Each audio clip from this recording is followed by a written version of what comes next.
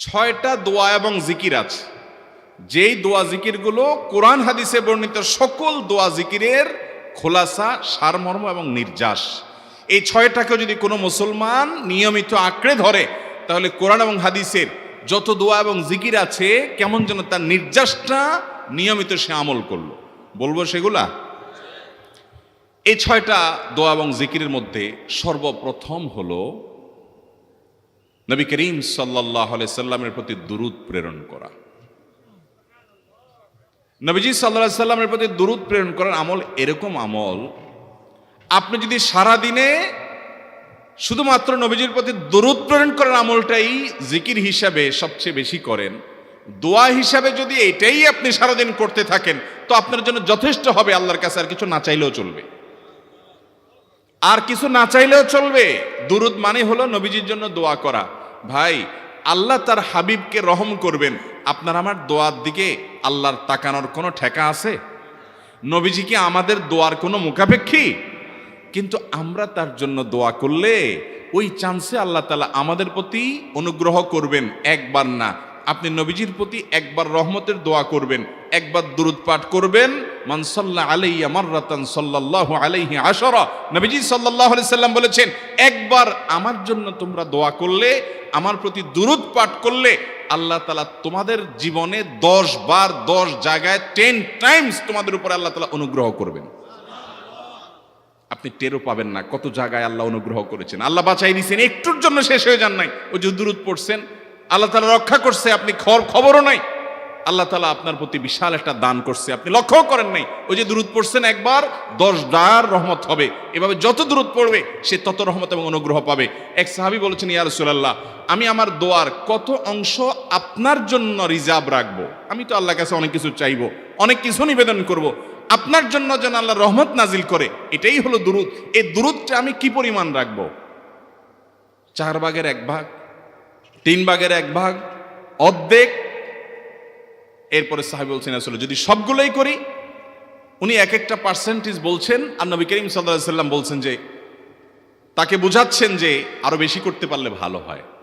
তো সাহাবী বাড়াইতে বাড়াইতে শেষ পর্যন্ত বলেন যে, আমার দোয়া যদি সবগুলো আপনার জন্য করি, আমি যদি আর কোনো দোয়া না করি, শুধু আপনার জন্যই দোয়া করি, নবী করিম সাল্লাল্লাহু আলাইহি সাল্লাম তাকে সুসংবাদ দিলেন যে তাহলে তোমার আর কোনো সমস্যা থাকবে না, সব সমস্যা দূর হয়ে যাবে, তোমার কোনো পেরেশানি থাকবে না। ভাইরা আমার, দুরূদের আমল এমন একটা আমল যে আপনার জীবনে কোনো বিপদ, কোনো মুসিবত, কোনো পেরেশানি, কোনো সমস্যা দেখা দিয়েছে, আপনি যদি দুরূদ পড়তে থাকেন, কোনো কিছু মনে আসছে না, অনেক সময় ছাত্র জিজ্ঞেস করে, ভাই পরীক্ষার হলে পড়া ভুলে গেছি, কি করব? আমি দুরূদ পড়া শুরু করেন। আরবদেরকে দেখা যায় কোনো কিছু ভুলে গেলে তারা বলে আল্লাহুম্মা সাল্লি আলা মুহাম্মদ, আল্লাহুম্মা সাল্লি আলা মুহাম্মদ, এটা শুরু করে তারা। কারণ নবী করিম সাল্লাল্লাহু আলাইহি সাল্লাম এর হাদিস থেকে স্পষ্টভাবে, একটি নয় বহু হাদিস থেকে প্রমাণিত, যে ব্যক্তি দুরূদটা নিয়মিত পাঠ করবে, সালাত আলা নবীটাকে যে ব্যক্তি আঁকড়ে ধরবে, সব সময় তার মুখ থেকে সালাত সালাত সালাম চলতে থাকে, এই ব্যক্তির সকল গুনাহ আল্লাহ মাফ করে দিবেন, সকল পেরেশানি আল্লাহ তাআলা মুক্ত করে দিবেন।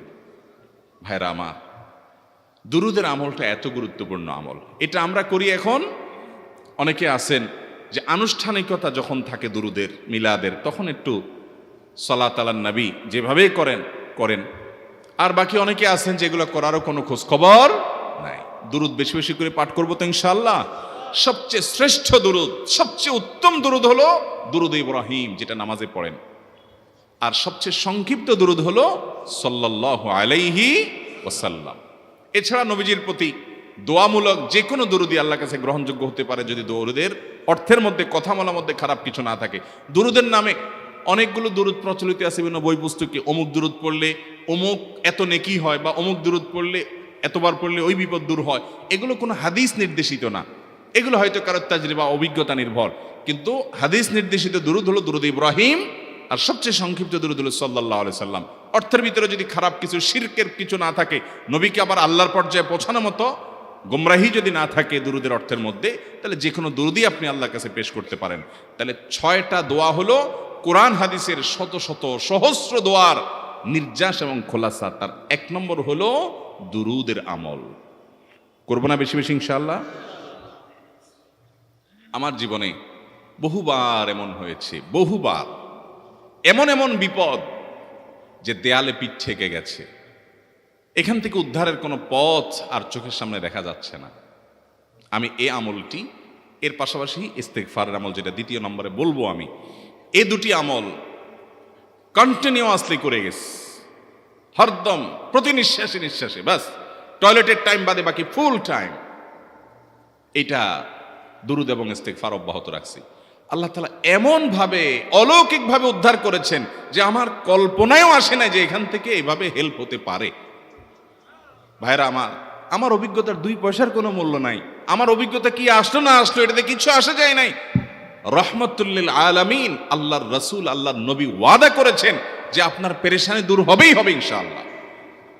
অতএব দুরুদের আমল বেশি বেশি করবো না ইনশাআল্লাহ। নাম্বার 2, ইস্তেগফার। ইস্তেগফার ইস্তেগফার এটাও বেশি বেশি করতে হবে, দুরুদও বেশি বেশি করতে হবে। দুরুদের ব্যাপারে নবী করিম সাল্লাল্লাহু আলাইহি সাল্লাম এক হাদিসে বলেছেন, আকসিরু আলাইয়া মিনাস সালাতি মিন ইয়াউমিল জুমআতি ওয়া লাইলাতিল জুমআহ। জুমার রাতে আর জুমার দিনে, অর্থাৎ বৃহস্পতিবার দিবাগত রাত আর জুমার দিন শুক্রবার, এই সময়গুলোতে তোমরা আমার প্রতি বেশি বেশি দুরুদ পাঠ করো। এই যে নবীজি বলছেন বেশি বেশি পাঠ করো, তাহলে দুরুদটা বেশি বেশি পাঠ করতে হবে। ঠিক একইভাবে 2 নম্বর যেটা, দ্বিতীয় আমল যেটা ইস্তেগফার, এটাও বেশি বেশি করতে হবে। কারণ ইস্তেগফার সম্পর্কে কোন কোন হাদিসের ভাষ্যের মধ্যে মান লাজিমাল ইস্তেগফার ভাষ্য এসেছে, অর্থাৎ যে ব্যক্তি ইস্তেগফারকে আঁকড়ে ধরবে, এটাকে কন্টিনিউয়াসলি করবে, ইস্তেগফার কখনো ছাড়বে না, সবসময় তার মধ্যে ইস্তেগফার অব্যাহত থাকবে, ওই ব্যক্তিকে আল্লাহ রাব্বুল আলামিন বিভিন্ন পেরেশানি থেকে সারপ্রাইজড হওয়ার মতো এমন এমন পথ বের করে দিবে যে সে চিন্তাও করে নাই। তার পেরেশানি থেকে মুক্তির পথ আল্লাহ তাআলা দেখায় দিবেন। ইস্তেগফার কিভাবে করবেন ভাই? ইস্তেগফার এমন একটা আমল, এটা ছাড়া তো আমাদের উপায় নাই ভাই। ইস্তেগফার আমাদের দুনিয়ার পেরেশানি দূর করবে, আখিরাতের পেরেশানি দূর করবে। দুনিয়ার পেরেশানি আমাদের বিপদ আপদ মুসিবত, এগুলো রিজিকের অনটন অভাব এগুলা, আর আখিরাতের পেরেশানি হলো আমাদের পাপ গুনাহ এগুলা। কোরআনে কারিমে আল্লাহ রাব্বুল আলামিন সূরা নূহের মধ্যে আল্লাহ নবী নূহ আলাইহিস সালাম তার সম্পর্কে বলছেন, ফাকুলতুস্তাগফিরু রাব্বাকুম ইন্নাহু কানা গাফফারা ইউরসিলিস সামাআ আলাইকুম মিদরারা ওয়া ইউমদিদুকুম বিআমওয়ালিন ওয়া বানিন ওয়া ইয়াজআল লাকুম জান্নাতিন ওয়া ইয়াজআল লাকুম আনহারা। তিনি বলেন, আমি বলেছি আমার জাতিকে তোমরা ইস্তেগফার করো, আল্লাহর কাছে ইস্তেগফারটা করতে থাকো, করতে থাকো। রুটি রুজি নাই, চাকরি নাই, ইনকাম নাই, ব্যবসা খারাপ যাচ্ছে, পেরেশানি হচ্ছে, ইস্তেগফার ধরো, কি হবে? ইন্নাহু কানা গাফফারা। যদি ইস্তেগফার করো, 1 নম্বর লাভ হলো আল্লাহ মাফ করে দিবেন গুনাহ। ইউরসিলিস সামাআ আলাইকুম মিদরারা, যাতে ফসল ভালো হয়, রিজিক ভালো হয়, সেই ব্যবস্থা আল্লাহ করবেন। ওয়া ইউমদিদুকুম বিআমওয়ালিন ওয়া বানিন, ছেলে মেয়ে হয় না অথবা ভালো ছেলে মেয়ে নাই, আল্লাহ তাআলা নেক সন্তান দিয়ে তোমাকে শক্তিশালী করবেন, সম্পদ দিয়ে শক্তিশালী করবেন। ওয়া ইয়াজআল লাকুম জান্নাতিন ওয়া ইয়াজআল লাকুম আনহারা, আল্লাহ তাআলা প্রসবন দিবেন, ফসল দিবেন, বরকত দিবেন রুজিতে। কিসের মাধ্যমে? ইস্তেগফার। কিসের মাধ্যমে ভাই? ইস্তেগফার। আহা, ইস্তেগফারের আমল আমাদের দেশে মানুষ আমরা জানি না ভাই। এটি সারাক্ষণ তারা অবসর সময়গুলোতে ইস্তেগফার করতে থাকে, আস্তাগফিরুল্লাহ ওয়া আতুবু ইলাইহি, আস্তাগফিরুল্লাহ আস্তাগফিরুল্লাহ। মানে কি?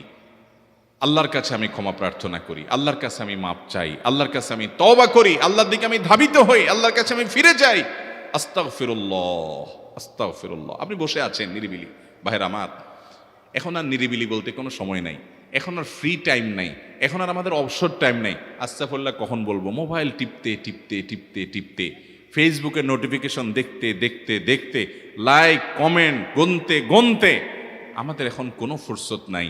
বাহিরে তো নাই, টয়লেটে গেলেও তখন আমাদের ব্যস্ততা মোবাইল নিয়ে, ফেসবুক নিয়ে, ঘুমাইতে গেলেও আমাদের ব্যস্ততা। ও ভাই আমার, অথচ আমার হায়াত শেষ হয়ে যাচ্ছে, আমল নামার শূন্য খালি, ফেসবুক টিপাটিপিতে পরিপূর্ণ। আল্লাহর কাছে কি নিয়ে যাবেন? ইস্তেগফার করবেন তো ইনশাআল্লাহ? অবসর সময় ইস্তেগফার করবেন তো ইনশাআল্লাহ? নিরিবিলি আছেন, একাকী আছেন, ইস্তেগফার চালায় দেন। 10 সেকেন্ড টাইম পাইছেন, ইস্তেগফার শুরু করে দেন। ডাক্তারের কাছে গেছেন, ওয়েটিং এ আছেন, বসে আছেন, ইস্তেগফার করতে থাকেন। সিরিয়াল আছেন কোনো কাজের, ইস্তেগফার করতে থাকেন। ডিউটিতে যাচ্ছেন, গাড়িতে, বাইসাইকেলে, বাইকে, যে কোনো ভাবে পায়ে হেঁটে ইস্তেগফার করতে থাকেন। যে কোনো অবসরের সময়গুলোকে ইস্তেগফার দিয়ে পরিপূর্ণ করে দেন। ভাইরা আমার, ইস্তেগফার সকল সমস্যার সমাধান। ইস্তেগফারের ভিতরে সবচেয়ে শ্রেষ্ঠ ইস্তেগফার হলো সাইয়্যিদুল ইস্তেগফার। সাইয়্যিদুল ইস্তেগফারটা যদি মুখস্থ না পারেন, অন্তত লিখিত ভার্সনটা পড়েন। সাইয়্যিদুল ইস্তেগফারের যে অর্থ, এটার যে মর্ম, বড় হৃদয়গ্রাহী ভাই, বড় মর্মস্পর্শী। ইমানদার এটার অর্থের দিকে তাকায় যদি পড়ে, তো তার অন্তর না গলে পারে না। আল্লাহুম্মা আনতা রব্বি, হে আল্লাহ আপনি আমার রব, আপনি আমার পালনকর্তা লাগেন। আপনার সাথে আমার এই সম্পর্ক, আমি আপনার গোলাম, আপনি আমার রব, এই সম্পর্কটা আপনার সাথে আছে। আল্লাহুম্মা আনতা রব্বি লা ইলাহা ইল্লা আন্ত, ও আল্লাহ আপনি ছাড়া আমার ইবাদত, আমার গোলামি, আমার দাসত্ব, উপাসনার উপযুক্ত আর কেউ নাই। আল্লাহুম্মা আনতা রব্বি লা ইলাহা ইল্লা আন্ত খালাকতানি, আপনি আমাকে সৃষ্টি করেছেন। ওয়া আনা আবদুক, আল্লাহ আমি আপনার গোলাম। দেখেন কিভাবে আল্লাহর সাথে সম্পর্কটার কথা বলা হচ্ছে মুহাব্বতের সাথে। খালাকতানি ওয়া আনা আবদুক, আল্লাহ আপনি আমাকে সৃষ্টি করেছেন আর আমি আপনার গোলাম। ওয়া আনা আলা আহদিকা ওয়া ওয়া'দিকা মাস্তাতা'তু, আল্লাহ আপনার সাথে যে অঙ্গীকার করেছিলাম, আলাস্তু বিরব্বিকুম, আপনি জিজ্ঞেস করেছেন। আলমে আরওয়াহাতে আমরা বলেছি বালা, হ্যাঁ আপনি আমার রব।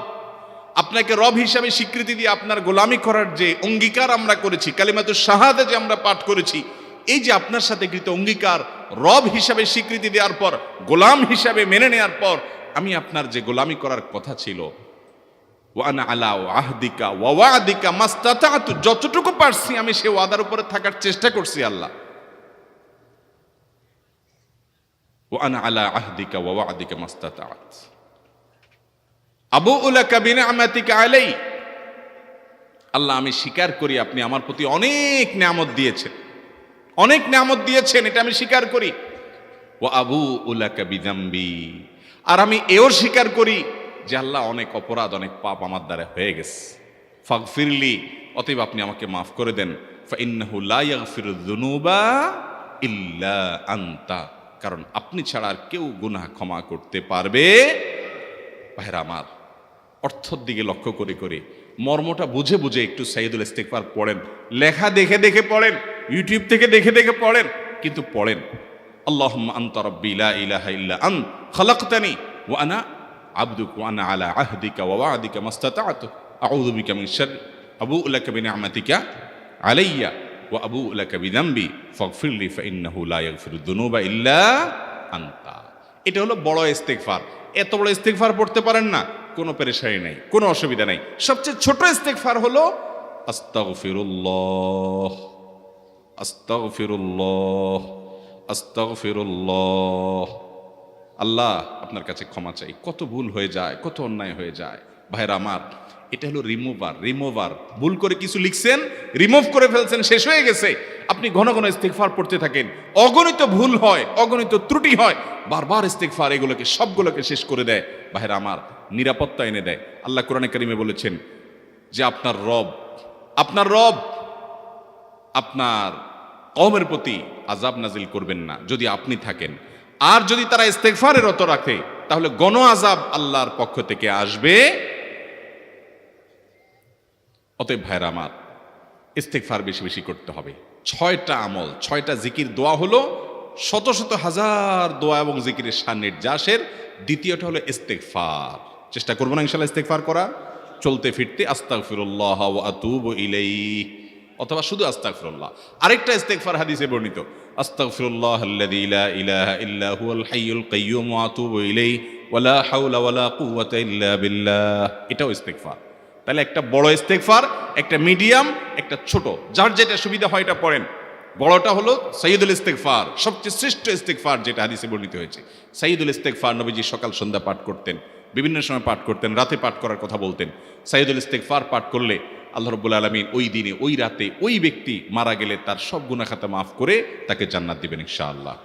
অতএব ভাইরা আমার, সাইয়্যিদুল ইস্তেগফার সবচেয়ে বড়, আস্তাগফিরুল্লাহাল্লাযী লা ইলাহা ইল্লা হুয়াল হাইয়ুল কাইয়্যুম ওয়া আতুবু ইলাইহি ওয়া লা হাওলা ওয়া লা কুওয়াতা ইল্লা বিল্লাহ। এটা হলো মাঝারি ধরনের। আর সবচেয়ে ছোট ইস্তেগফার হলো আস্তাগফিরুল্লাহ ওয়া আতুবু ইলাইহি। তাহলে 6 আমলের কয়টা গেল? 2টা। প্রথমটা হলো দুরুদ আর দ্বিতীয়টা হলো ইস্তেগফার। নাম্বার 3, এটা আমাদের বেশিরভাগ মানুষ জীবনে হয়তো শুনেনও নাই, অনেকে হয়তো শুনছেন, আমল করা হয় না। খুব সীমিত সংখ্যক আল্লাহর বান্দার আমলের তৌফিক হয়। সেটা হলো ইয়া যাল জালালি ওয়াল ইকরাম। এটা একটা জিকির, আল্লাহ তাআলাকে ডাকা, আহ্বান করা, এটাই জিকির। ইয়া যাল জালালি ওয়াল ইকরাম। নবী করিম সাল্লাল্লাহু আলাইহি সাল্লাম বলেছেন, আলিজু বিয়া যাল জালালি ওয়াল ইকরাম। তোমরা ইয়া যাল জালালি ওয়াল ইকরাম এটাকে আঁকড়ে ধরো, এটাকে নিয়মিত করো, বেশি বেশি করে বলতে থাকো এটাকে সব সময় এটাকে মুদাওয়ামাতের সাথে কন্টিনিউয়াসলি এটা বলতে থাকো, ইয়া যাল জালালি ওয়াল ইকরাম। অনেক উলামায়ে কেরাম, মুহাদ্দিসিনে কেরাম ইয়া যাল জালালি ওয়াল ইকরাম কেন নবীজি এত বেশি বলতে বলেছেন, এটার মাধ্যমে আমাদের লাভটা কি, এর ব্যাখ্যা করতে গিয়ে বলেছেন ইয়া যাল জালাল মানে হলো হে মহান মহান বড়ত্বের অধিকারী, হে জালালের অধিকারী, হে জালাল। ওয়াল ইকরাম হে দানশীল। তাহলে প্রথম বাক্যে আল্লাহর বড়ত্বের কথা স্বীকৃতি দিয়ে প্রশংসা করা হয়, আর দ্বিতীয় বাক্যে হে দানশীল বলে আল্লাহ তাআলার কাছ থেকে চাওয়া হয় যে আপনি যেহেতু দানশীল এবং আপনি যদি মহান, অতএব আপনি আমাকে দান করেন। এটা ডাকলেই, আল্লাহকে এই বলে ডাকলেই চাওয়া হয়ে যায়। এই জন্য বেশি বেশি করে ইয়া যাল জালালি ওয়াল ইকরাম পড়তে হবে। অনেকে হয়তো নতুন শুনেছেন, আজকে থেকে শুরু করে দিবেন ইয়া যাল জালালি, সকাল বিকাল মনে থাকে না তো লিখে লিখে ওয়ালে টাঙ্গায় দেন। বাসা বাড়িতে এমন জায়গায় লিখে রাখেন তাকাইলে নজরে পড়ে, কারণ মোবাইলে আমাদেরকে সবকিছু ভুলায় দেয়, দুনিয়ার ব্যস্ততা সব ভুলায় দেয়। এই জন্য বেশি বেশি ইয়া যাল জালালি ওয়াল ইকরাম পড়বো। 3টা হয়ে গেল। নাম্বার 4 নম্বর যে দোয়া এবং জিকির করতে নবী করিম সাল্লাল্লাহু আলাইহি সাল্লাম সব সময় আমাদেরকে উৎসাহ দিয়েছেন, অনুপ্রেরণা দিয়েছেন। এবং ইবনে সাদি রাহিমাহুল্লাহ তিনি 6টা নির্যাস দোয়া এবং জিকির যে বলেছেন তার 4 নম্বর হলো লা হাওলা ওয়ালা কুওয়াতা ইল্লা বিল্লাহ। লা হাওলা ওয়ালা কুওয়াতা ইল্লা বিল্লাহ। লা হাওলা ওয়ালা কুওয়াতা ইল্লা বিল্লাহ এটা হলো সারেন্ডার করা, আল্লাহর কাছে সারেন্ডার করা, আত্মসমর্পণ করা। মানে আল্লাহ ছাড়া কোনো ভালো কাজ করার ক্ষমতা কারণ নাই, করার তৌফিক দেওয়ার ক্ষমতা কারণ নাই, আর পাপ থেকে বাঁচানোরও ক্ষমতা কারণ নাই। এই জন্য আমি কেমন যেন আল্লাহর কাছে সারেন্ডার করছেন, লা হাওলা ওয়ালা কুওয়াতা ইল্লা বিল্লাহ। কোনো অবস্থা, কোনো সামর্থ্য এগুলো কারোর কাছে নাই, শুধুমাত্র কার কাছে আছে? আল্লাহর কাছে আছে। এই অর্থ বুঝে আপনি লা হাওলা ওয়ালা কুওয়াতা ইল্লা বিল্লাহ বেশি বেশি পাঠ করবেন। নবী করিম সাল্লাল্লাহু আলাইহি সাল্লাম বলেছেন, তোমাদেরকে কি আমি জান্নাতের একটা ভান্ডারের খবর দিব, যেটা জান্নাতের ভান্ডার, সওয়াব টওয়াব না, সাধারণ অল্প স্বল্প সওয়াব না, পুরো জান্নাতের ভান্ডারের সন্ধান দিয়ে দিব। সাহাবা একরাম তো চাইতেনই সেটা। নবীজি সাল্লাল্লাহু আলাইহি সাল্লাম তখন বলেছেন যে লা হাওলা ওয়ালা কুওয়াতা ইল্লা বিল্লাহ এটা হলো কানজুম মিন কুনুজিল জান্নাহ, জান্নাতের ভান্ডার সমূহের মধ্যে থেকে একটা বড় ভান্ডার হলো লা হাওলা ওয়ালা কুওয়াতা ইল্লা বিল্লাহ। অতএব এই আমলটাও বেশি বেশি করবেন। 4 নম্বর আমল হয়ে গেল। দুরুদের আমল 1, ইস্তিগফারের আমল 2, ইয়া যাল জালালি ওয়াল ইকরাম 3, লা হাওলা ওয়ালা কুওয়াতা ইল্লা বিল্লাহ। কয়টা হলো? 4। 5 নম্বর আমল হলো দোয়া ইউনুস। দোয়া ইউনুস জানা আছে তো? লা ইলাহা ইল্লা আনতা সুবহানাকা ইন্নী কুনতু মিনাজ জালিমিন। ভাইরা আমার, অর্থের দিকে তাকায়া মাঝে মধ্যে মোবাইল টোবাইল সব ফালায় রেখে একটু আল্লাহর সাথে কথা বলবেন, আল্লাহর সাথে একটু কানেক্টেড হওয়ার চেষ্টা করবেন, আল্লাহর সাথে একটু সংযুক্ত হওয়ার চেষ্টা করবেন। ডিসকানেক্টেড তো পুরো লাইফটা কাটাই দিলেন, একটু কানেক্টেড হওয়ার চেষ্টা করেন। প্রতিদিন কিছু সময় বসে একটু জিকির করেন, চলতে ফিরতে একটু আল্লাহকে সময় দেন। আপনি উপকৃত হবেন, আপনার কল্ব জিন্দা হবে, আমল নামা সওয়াবে পরিপূর্ণ হবে। লা ইলাহা ইল্লা আনতা সুবহানাকা ইন্নী কুনতু মিনাজ জালিমিন। অর্থের দিকে তাকান, কত মর্মস্পর্শী। লা ইলাহা ইল্লা আনতা, আল্লাহ আপনি ছাড়া কোনো সত্যিকারের মাহবুদ নাই, উপাস্য নাই। সুবহানাক, আপনি পবিত্র, আমি আপনার পবিত্রতা জ্ঞাপন করছি। ইন্নী কুনতু মিনাজ জালিমিন, তবে আমি সেসব মানুষদের অন্তর্ভুক্ত যারা নিজের প্রতি নিজে জুলুম করেছে, অবিচার করেছে, অন্যায় করে আমার নিজের পায়ে নিজে কুড়াল মেরেছি বহু। অতএব আপনি আমাদের প্রতি রহম করেন। এই দোয়া পাঠ করে আপনারা সবাই জানেন আল্লাহর একজন নবী, তিনি জীবনের সবচেয়ে কঠিন পরিস্থিতির মুখোমুখি হয়ে এমন বিপদে পড়েছেন যে বিপদ থেকে উদ্ধারের কোনো পথ ছিল না। দুনিয়াবী সকল সিস্টেম বলবে যে সমুদ্রে নিক্ষেপিত হয়ে বিশাল বড় সমুদ্রের প্রাণী মাছের পেটে চলে গেলে সে মানুষ আবার বাঁচে কিভাবে? মুহূর্তের ভিতরেই তো মারা যাবে অক্সিজেনের অভাবে। এটাই দুনিয়ার সিস্টেম বলে। আল্লাহ তাআলা অলৌকিকভাবে লৌকিক সিস্টেমের ঊর্ধ্বে রেখে আল্লাহ তাআলা তাকে এই বাক্য পাঠ করার কারণে এর মাধ্যমে আল্লাহ তাকে মুক্তি দান করেছেন।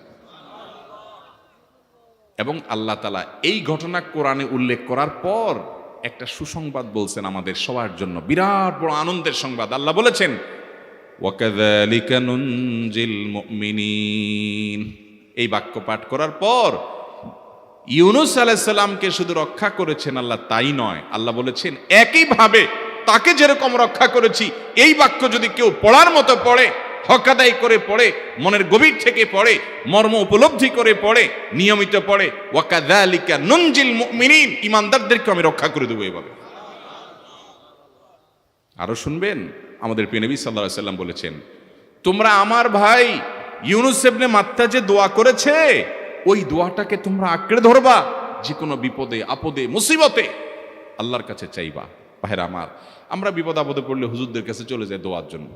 অনেকে মাজারে চলে যায়, সেখানে মানত করে, টাকা পয়সা দেয় বিপদ উদ্ধার করার জন্য। কপাল পোড়া জানে না ও কার গোলাম, ও আরশে আজিমের মালিকের গোলাম, তার সাথে ডাইরেক্ট কানেক্টেড হওয়ার সুযোগ আছে, শুধু ইউজ করলেই হয়, সুইচ দিলেই হয়। কপাল পোড়া জানে না, ডানে বামে গিয়ে নিজের আমল বরবাদ করে, ঈমান বরবাদ করে, তাওহীদ নষ্ট করে।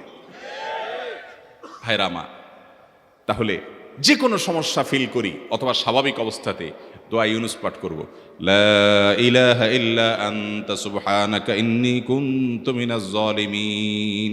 ভাইরা আমার, দুনিয়ার মানুষের কাছে আপনি অপরাধী এটা বললে খারাপ লাগে। আপনি একটা অফিসে চাকরি করেন, দুর্নীতি করে চুরি করে ধরা পড়ছেন, বসের কাছে যে মাপ চাইছেন, স্যার ভুল হয়ে গেছে, আর কখনো করব না, লোভে পড়ে করে ফেলছি, বিপদে পড়ছিলাম, টাকা টানছিল স্যার, আর কোনোদিন করব না, মাফ করে দেন স্যার, চাকরিটা রাখেন স্যার। আপনি মাপ চাইলেন, লজ্জিত হলেন, চোখের পানি ফেললেন, পাও ধরে মাপ চাইলেন, ছোট হলেন। এই ছোট হওয়ার পরে আপনার চাকরি যদি টিকেও যায়, বস যদি আপনাকে মাফ করেও দেন, তারপরেও কি আপনার কাছে ভালো লাগবে? না এত বড় একটা অঘটন ঘটলো, ছোট হলেন, সবার সামনে লজ্জিত হলেন, অনুতপ্ত হলেন, ধরা পড়লেন, মাপ চাইতে হলো, এই জন্য আপনার খারাপ লাগবে না? কিরকম খারাপ লাগবে? এত খারাপ লাগে অনেকে সহ্য করতে পারে না, গুনাহের দিকে চলে যায়, আত্মহত্যা পর্যন্ত করে ফেলে, এই বেইজ্জতি সহ্য করতে পারে না। ঠিক না ভাই? ঠিক। মানুষের কাছে মাপ চাইলে, মানুষের কাছে ছোট হলে মানুষের কষ্ট হয়। অদ্ভুত।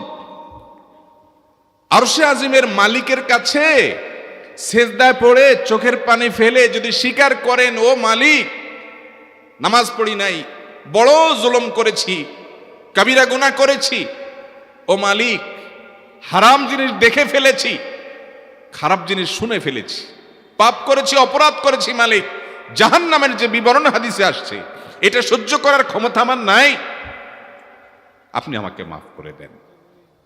এইভাবে যদি আল্লাহর কাছে একটু চোখের পানি ফেলে দোয়া করেন, একটু দোয়া করে দেখেন, আল্লাহর শপথ করে বলছি, আপনার জীবনে সবচেয়ে আনন্দের মুহূর্ত হবে তখন, যেদিন এরকম দোয়া করতে পেরেছেন, চোখের পানি ফেলতে পেরেছেন।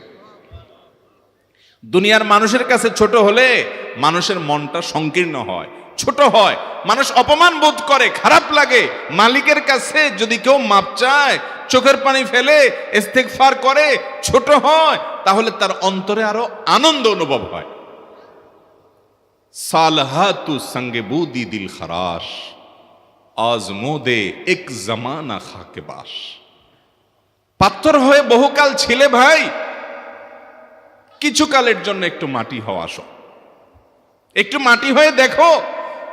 পাথর হয়ে তুমি যতটা আনন্দিত হয়েছো, পুলকিত হয়েছো, পরিতৃপ্ত হয়েছো, আরশে আজিমের মালিকের শপথ করে বলছি, আল্লাহর কাছে মাটি হয়ে, ছোট হয়ে, তুচ্ছ হয়ে, অপমানিত হয়ে, ক্ষমা চেয়ে, ইস্তেগফার করে তুমি যখন লা ইলাহা ইল্লা আনতা সুবহানাকা ইন্নী কুনতু মিনাজ জালিমিন, নিজে পাপ করেছো এটা স্বীকার যখন করবে, তখন আল্লাহ তাআলা শুধু মাফ করবেন না, তোমাকে ঈমানের স্বাদ দিবেন, তুমি সাথে সাথে অন্তরে সেটা অনুভব করবে।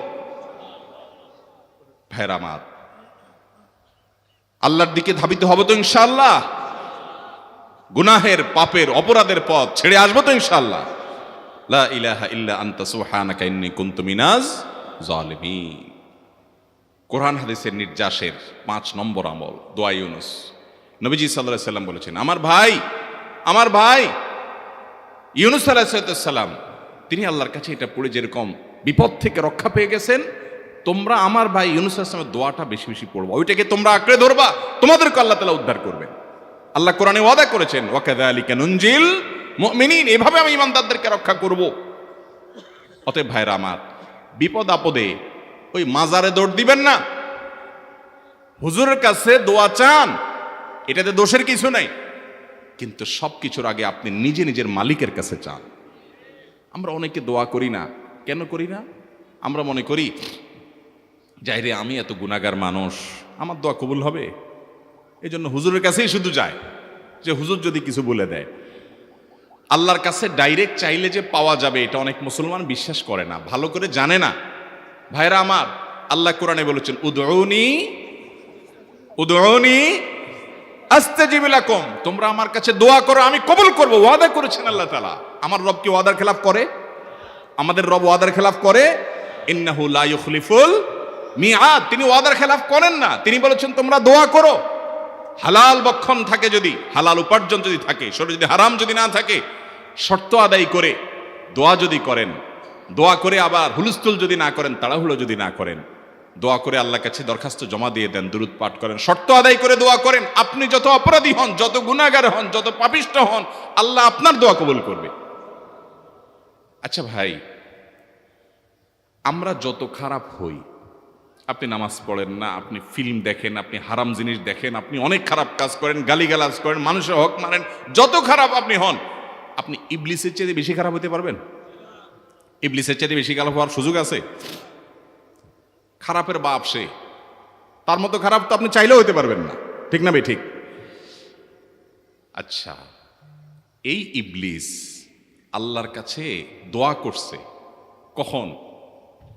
এমন সময় যখন আল্লাহ তাকে নির্দেশ করছে সিজদা করো, আদমের সম্মানে। সেই নির্দেশ সে লঙ্ঘন করেছে, ডাইরেক্ট আল্লাহর সামনে সরাসরি লঙ্ঘন, সরাসরি বিদ্রোহ। আপনার সামনে আপনার ছেলে, আপনার কর্মচারী, আপনার কাজের লোক ডাইরেক্ট যদি একটা জিনিস বলে পারবো না, কি পরিমাণ মেজাজ আপনার গরম হবে চিন্তা করেন। অথচ আপনিও মানুষ, সেও মানুষ, আর আল্লাহ হলেন সৃষ্টিকর্তা, এ হলো সৃষ্টি। সে যুক্তি দেখায়, খালাক্তানি মিন নার ওয়া খালাক্তাহু মিন তিন, আমারে আগুন থেকে তৈরি করছেন, তারে মাটি থেকে তৈরি করছেন, আমি কেন তারে সিজদা করব? তর্ক যুক্তি হাজির করে আল্লাহর নির্দেশকে আল্লাহর সামনে লঙ্ঘন করেছে। কত ডেঞ্জারাস সিচুয়েশন বুঝেন, কি পরিমাণ রাগ আল্লাহ রাব্বুল আলামিন হওয়ার কথা। তার তো গুণবাচক নাম শুধু রহমান রহিম না, তার গুণবাচক নাম আছে কি? কাহার, জব্বার। তো আল্লাহ রাব্বুল আলামিনের এই গুণবাচক নামও তো আছে। তিনি হচ্ছে প্রচন্ড রকমের কাহারের অধিকারী। তো আল্লাহর সামনে ডাইরেক্ট তার আদেশকে লঙ্ঘন করেছে, হঠকারিতা দেখিয়েছে, অহংকার করেছে, দম্ভ দেখিয়েছে, এত বড় বেয়াদবি করেছে। ওই টাইমে আল্লাহ তাআলা তো রাগ হওয়ার কথা। ওই রাগের সময়, ওই কঠিন সময় ইবলিস যখন আল্লাহ তাকে বললেন, যাও ফখরুজ মিনহা ফাইন্নাকা রাজিম, জান্নাত থেকে বের হও, তুমি বিতাড়িত, আল্লাহ রাগ হয়ে তাকে জান্নাত থেকে বের করে দিলেন। ভাইরা আমার, এই রকম সময় পর্যন্ত ইবলিস দোয়া করে বসছে। কি দোয়া করছে? রব্বি আনজিরনি ইলা ইয়াউমি ইউবআসুন, আল্লাহ আমাকে সুযোগ দেন, কিয়ামত পর্যন্ত হায়াতটা দেন আমারে, দোয়া করে বসছে। কিন্তু আল্লাহ তাআলা কি করছেন? আল্লাহ বলছেন, তো বড় সাহস তোর বেটা, মাত্র সিজদা করতে বলছেন করলি না, কমবখত, আবার দোয়া করস? আল্লাহ সেটা বলেন নাই। আল্লাহ কি করছেন? ইন্নাকা মিনাল মুনজারিন, যাও তোমাকে সুযোগ দেয়া হলো। সুবহানাল্লাহ। ইবলিস যদি আল্লাহর রাগ হওয়ার মতো সময়ে, ক্রোধ হওয়ার মতো সময়ে আল্লাহর সামনে আল্লাহর সরাসরি অবাধ্য হয়ে আল্লাহ তাকে বের করে দিচ্ছেন বিতাড়িত শয়তানকে, ওই টাইমে যদি দোয়া করার পর ইবলিসের দোয়া কবুল হয়, ও মুসলমান, আপনি আল্লাহর গোলাম হিসেবে নিজেকে স্বীকার করেন, আপনি যত পাপিষ্ঠ হন না কেন, আপনার দোয়া কেন কবুল হবে? আল্লাহর কাছে দোয়া করবো না ইনশাআল্লাহ? ইবলিসই আমাদেরকে বুঝায়, ফুসলায়, তুই কোন মুখে দোয়া করবি আল্লাহর কাছে? তোর নামাজের ঠিক নাই, তোর ইবাদতের ঠিক নাই, এত আকাম কুকাম করস ফেসবুকে, ইউটিউবে, তোর মতো 2 নম্বর একটা মানুষ, কোন মুখে আল্লাহর কাছে দোয়া করবি? থাক, দোয়া করিস না, আমি কেমনে এই মুখ নিয়ে দোয়া করবি? এটা যখন আপনার মনের ভিতরে আসে, তখন বুঝবেন যে মিস্টার ইবলিস অ্যাক্টিভ হয়ে গেছে আপনার শরীরে। কথা কি বুঝাতে পারছি? আল্লাহর কাছে দোয়া করবেন তো ইনশাআল্লাহ। এই 6টা দোয়া জিকিরের 5 নম্বর দোয়া ইউনুস, অর্থ সহকারে বুঝে বুঝে আল্লাহর কাছে চাইবেন এবং দোয়া করবেন। 6 নম্বর হলো সুবহানাল্লাহ, আলহামদুলিল্লাহ, লা ইলাহা ইল্লাল্লাহ, আল্লাহু আকবার।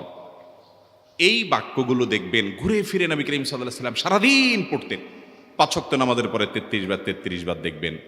আবার দেখবেন সকাল সন্ধ্যায় সুবহানাল্লাহি ওয়া বিহামদিহি 100 বার, সুবহানাল্লাহি ওয়া আলহামদুলিল্লাহি আল্লাহু আকবার 100 বার। আবার এগুলো মাঝে মধ্যে 10 বার, রাতের শোয়ার সময় 33, 34 বার।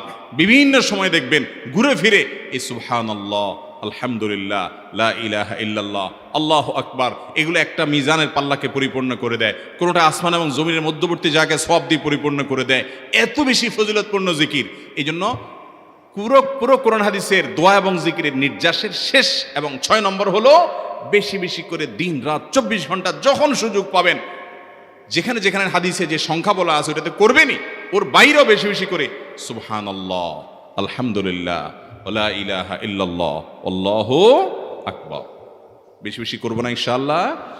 আবারও বলছি, পুরো কোরআন হাদিসের দোয়া এবং জিকিরের নির্যাস 6টির একটি হলো, এটি ইবনে সাঈদী রাহিমাহুল্লাহর গবেষণা, তার গবেষণার আলোকে তিনি এটা পেশ করেছেন। এটি আবার কোনো হাদিস থেকে নির্যাস বের করে দেওয়া হয়েছে সে নয়, এটা একজন মুফাসসিরের গবেষণা। তিনি বলেছেন কোরআন হাদিসে যত দোয়া বলা হয়েছে সবগুলার মর্ম কথা এর মধ্যে চলে আসে। তাছাড়া নবী সাল্লাল্লাহু আলাইহি ওয়াসাল্লাম এবং কোরআনে এইগুলাকে বেশি বেশি করতে বলেছেন। আলিজ্জু, আকসিরু, মান লাজিমা, এই শব্দগুলো ব্যবহার করা হয়েছে। এই জন্য এগুলো বেশি বেশি করে করতে হবে। এই যে শেষেরটা নবী সাল্লাল্লাহু আলাইহি ওয়াসাল্লাম সবসময় বিভিন্ন জায়গায় করতেন।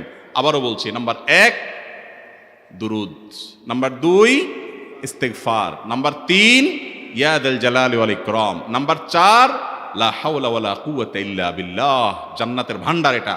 নাম্বার 5 লা ইলাহা ইল্লা আনতা সুবহানাকা ইন্নী কুনতু মিনাজ জালিমিন, বিপদ না আসলেও স্বাভাবিক অবস্থায় পড়বেন।